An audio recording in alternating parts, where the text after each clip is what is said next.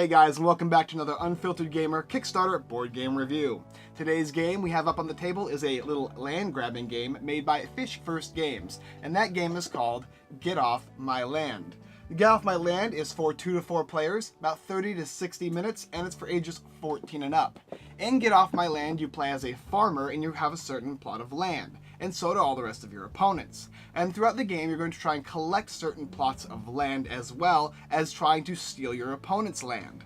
Now, in doing so, you're going to be able to put plots down, as well as harvesting fields and plowing through the forest and cleaning up things to make your beautiful farm, all while trying to collect money. Your opponents are trying to do the same thing while trying to subject you to the tortures of losing your land and trying to steal your land as well as your plots and collect money off of your own reserves. And whoever at the end of the game has the most money is the winner. Alright, let's go ahead and check out Get Off My Land. Alright guys, so here we have the basic setup for Get Off My Land. And depending on the amount of players in the game will depend on how you set the game up. Right here you have a big square tile placement with all the different forested areas and deforested areas. And this is a 4-player game setup. But if you look at in the rule book right here, it tells you the different player setup for 2, 3, and 4 players and where you place the tiles. Every single player also gets a farmhouse, which will represent a special victory condition you need to acquire throughout the game, or at the end of the game. This one says for each land card you control with a market card attached to it, you get a certain amount of money. So you want to collect as many market cards as possible for this specific character. And others do other different things. Let me put this back there. Also, you have the money in the game. Everybody gets a certain amount to start with. Cards in your hand, player references, which dictate at your actions and your scoring. You have a player deck, a first player token, as well as a round tracker. This little rooster goes down the round tracker as the game progresses. You have your fences, as well as the fences that you are going to be placing on the board, as well as market cards, and this is the market here. And there's a certain action up here called lumber, which we'll talk about later. And you're going to place a single market card in the A category throughout the track, as well as placing A's on top, and then B's down in the middle, and finally C's at the very bottom. As well as, in a 4-player game, you include every single card in the game, every single one of these lumber cards. But if you're playing 3 players or 2 players, it'll dictate on the bottom left-hand right-hand corner which cards you take. So that's one thing. As well as on these workshops here, it'll also dictate the workshop cards which cards you take. So there's 2, 3 plus, and 4 as well. So you'll be taking those cards out if you have a smaller player game, as well as changing the board. But that's basically the setup for Get Off My Land. Let's go ahead and talk about the actions and the turn order. Alright, so after you've distributed all the cards, as well as the money, and set up your player fences and board, then you're going to begin taking your turns. And the first player is going to get to take 2 actions along with everybody else. And those actions are fairly simple. First of all, you can do logging, which is you can flip over one of those forested tiles and collect certain cards. Or you could play a fence card, and those fence cards have different options. Also, you could go to market, and that would be letting you buy one of those market cards like ducks and sheep and pigs and all that stuff, as well as harvest grains and orchards. Or you could harvest, and harvesting is pretty simple as well. You simply flip over a mature field or a mature pig's pen, and you collect money from that. Well, let me go ahead and show you what each of these actions do. Okay, so it's player 1's turn. He'll be red, and there's the action cards and what you can take, and you can do 2 of these. And we'll go ahead and talk about logging first. Logging is fairly simple. You see all these different little trees out here? You simply flip one of them. And after you flip one of them, you draw 2 land cards, and you put them in your hand. Finally, if there's anything on the back of the cards, some of them are blank and some of them will say certain things, you'll collect whatever it is on the back of there. For instance, this one will give you $2, and you can collect that. Other ones might be oil. Oh, like there, perfect. And oil is actually going to give you bonuses if you have oil protected in your land. For at the end of the game, you'll get an extra 2 points per land space. Right now, if it was just these 2, and this was actually an oil card or oil tile, you would get 4 points at the end of the game. Otherwise, you could collect cards and other great things by flipping over these logging, and that's basically how you log. So the logging action is a fairly useful action that occurs usually at the beginning of the game, although it can occur at any point in time. Now logging is when you want to actually flip over one of these little pieces here as I demonstrated, and you go ahead and flip it over to this side. And as you farm up those areas and secure them with fences, you can put market cards on them. It's also nice because you can draw fence cards, and early in the game is when you draw a lot of fence cards, so you want to secure those as soon as possible because later it gets more difficult, and usually the only way you can actually get them is by either logging or lumbering on the market tile, or if you actually have a market card on the field that you can actually turn over for harvesting that will let you draw a card. Another action would be to play a fence card. Now, here we have the red player, and he's got 4 fence cards because he chose to log on his turn, and he has all these different ones here: Fertilizer and Combine Harvester. Now, he could either perform 2 harvesting actions, or he could purchase a market card, he could mature one of his crops, or mature another by choosing 2 of these actions. And if he wanted to do any of these things, he would simply play the card from his hand, and that would be considered an action. However, he could instead play a fence option right here. And you can only do this once a turn. So you can play 2 cards on your turn, but you can only choose to do the fencing option once. You could, however, do the other action as many times, or both times as you would like for both actions. So for this one right here, it says 3 fences. And so that would mean he could place 3 fences from his reserve onto a portion of land. So he would just do this. Boop, boop, boop. And now he has acquired this land area. However, he can't place anything because it's not yet logged. But that would be the basic idea of playing a fence card. As I explained, playing these fence cards is rather important as well as obtaining them, because they get difficult throughout the end of the game. And as you'll note, there's tons and tons of different types of fence cards, and they have different unique actions on a lot of them. For instance, there's 2 different sets of actions on every single card. You're either going to have the far right-hand side, which will be how many fences you get to put down, or the far left-hand side, which would be a plethora or one single action that you can take on your turn. Note that you can only use the fencing action once, but you could use the other action more than once, provided you play more than 1 card. So for instance, if I played Midnight Raid and Get Off My Land, I couldn't use both fence actions, but I could use both basic actions of these cards. Let's go ahead and talk about a couple of these cards. So for instance, Midnight Raid, you choose an opponent's market card, collect its income, and place the farmer on that tile, your farmer on the tile. When you place a farmer on a tile, it protects that tile from being taken and stolen from and all that stuff. Steroids is useful too, because you can purchase a market card, which is usually an action, but you could also choose to do one of these other following actions, like mature a meat or an animal. Or you could choose to actually mature 2 different types, depending on what you choose. You have Implements of Destruction, which is basically breaking a fence off of one of your neighbor's farms, which can screw them over, as well as removing a market card from the market track. As you move market cards off the market track, new ones have to fill in. So you could be screwing over your opponent's ability to get certain things they want, especially if you're looking for that duck orchard combo. Another one could be Get Off My Land, which is you remove a opponent's farmer from a tile you control, and then you place your farmer on a tile you control. So that's actually a really good one as well. And there's tons of other different ones. The last thing I want to talk about with these fence cards is there is a bullet in the top left-hand corner of the map, of the card here. And if your opponent is going to try and steal one of your areas by enclosing it off with their own fences after you've already done so, you can stop them by playing bullets obtained on these cards. So for instance, let's look at Implements of Destruction has 3 bullets. I could simply play this 1 card to stop that from happening. However, this card here is only 2, and this is only 1, so you need to play both of these, because you have to play a total of 3 to stop them from trying to steal your land. And so these fence cards actually provide you with a benefit of not only the 2 different actions, as well as stopping people from trying to steal your land.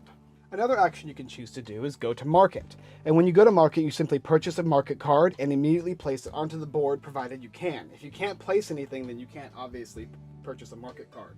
Let me go ahead and show you the board. Right here, this represents a space you can put a market card on. So if I was the first player and I still had any actions left, which I wouldn't if I spent 2, but if I could spend these $2, and it shows up here in the top corner, or the top space of each of these little market cards, how much it costs. If you want from the top of the deck, that's 10, all the way to the cheapest, which is on the far left-hand side, that's 2. So I can only purchase the orchard right now. And I'll go ahead and take this card, and I would place it in the non-matured section first, and I would place it on the board. So going to market is a very useful ability, right? You're going to be able to select different cards here, and they're going to be shown as the matured side, but really when you place it down, it's going to be on the immature side. And you acquire it matured as the game progresses, which we'll talk about a little bit later. And all of these do different things, and they have 3 different types. You've got the factory type things like stables and whatnot, as well as you've got the vegetables and grains, or you've got the meat products, which is like chickens and cows and ducks. And all of these cards are going to be beneficial depending on what your secret advantage is in the bottom of your farmhouse, a little secret objective you have, as well as collecting income throughout the game, because this is going to be your main source of income, is these little pieces of property you can get. So purchasing them will range in a variety of $2 to $10, and how much you want to spend will really hurt you if you spend too much on these cards, because the game point is probably like $200 the max you're going to get as a really good play.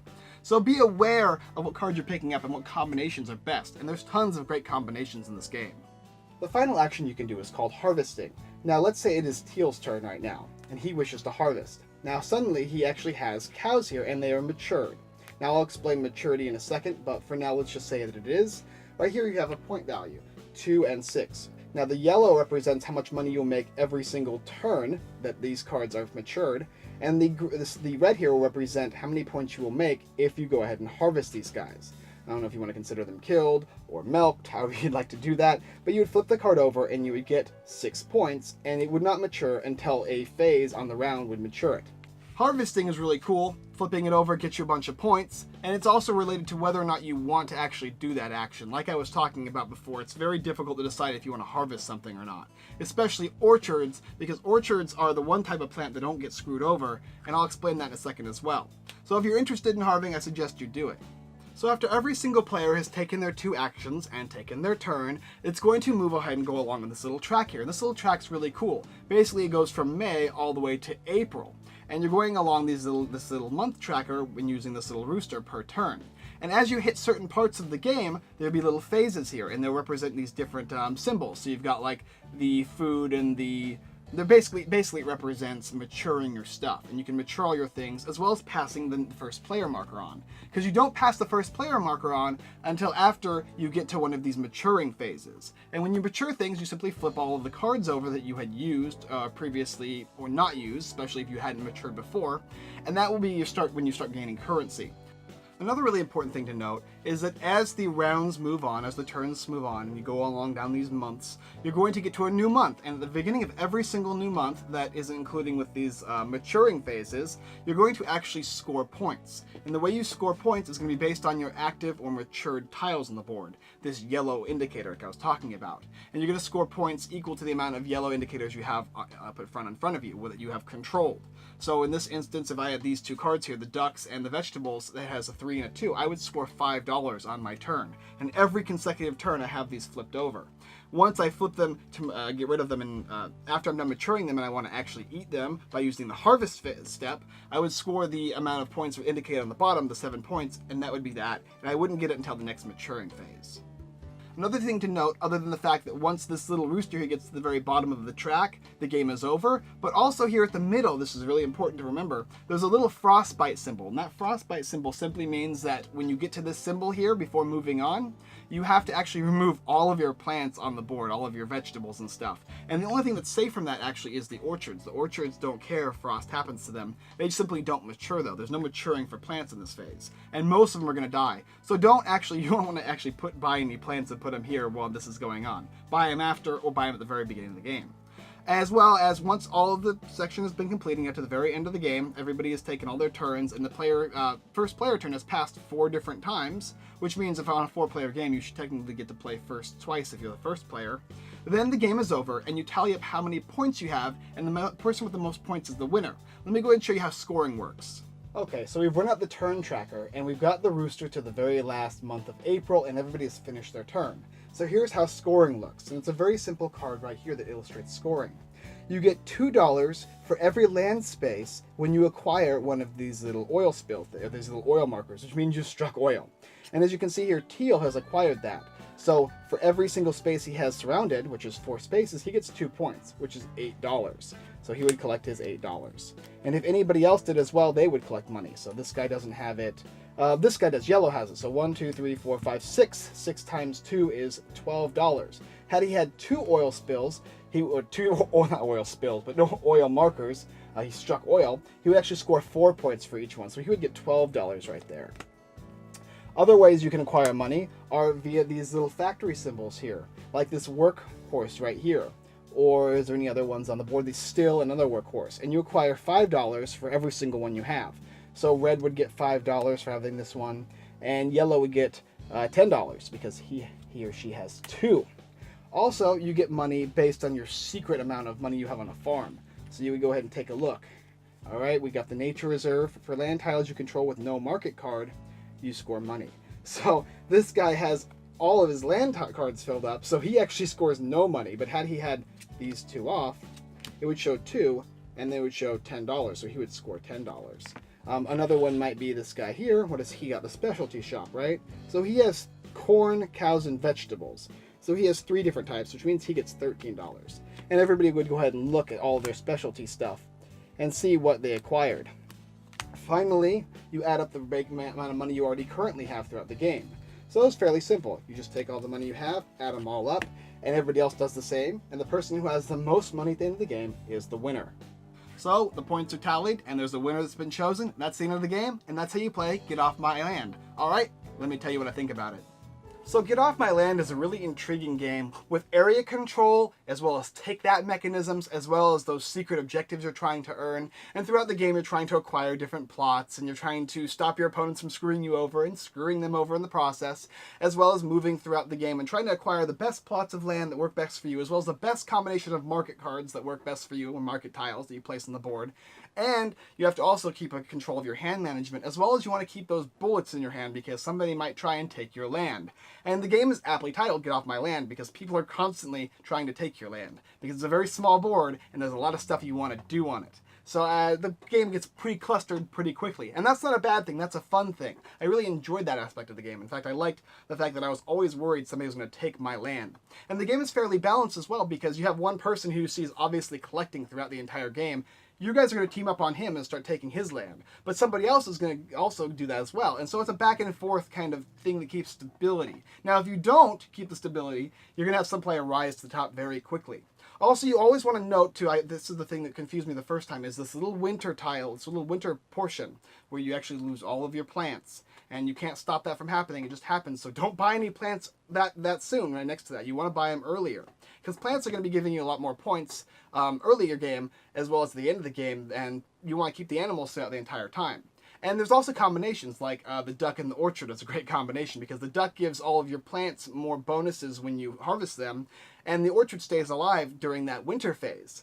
There's also some really cool workshop cards, like the stables and stuff, that make things cheaper for you.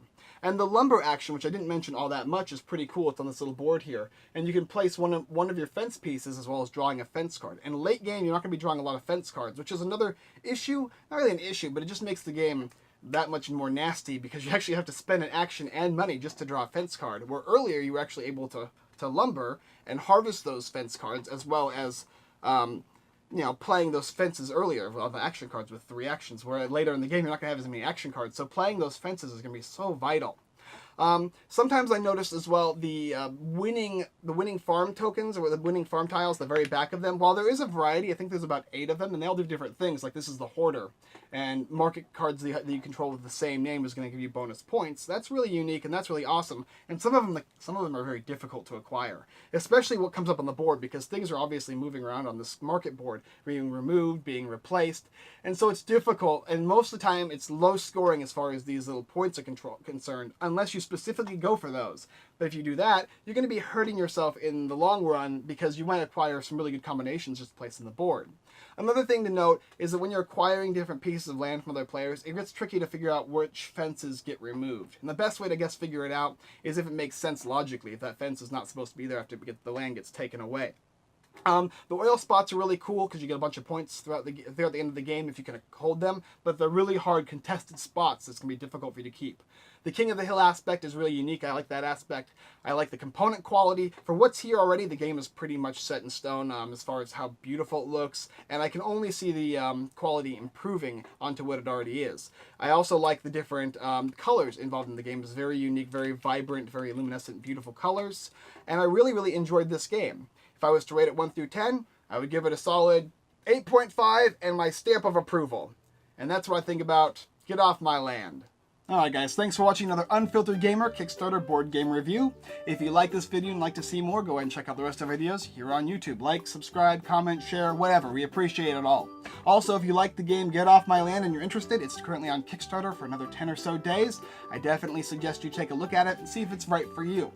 Also, if you like more of this content, go ahead and check out our website, unfilteredgamer.com, where we have tons of giveaways and unique blog posts and all that good stuff. A huge Kickstarter list that details all the different games out, because we all know Kickstarter is not the easiest searching platform. As well as checking out our affiliate websites, which have other blog posts and tons more giveaways than even us, everythingboardgames.com and thegiveawaygeek.com. Alright guys, that's it for this one, and we appreciate you watching, and we look forward to seeing you next time.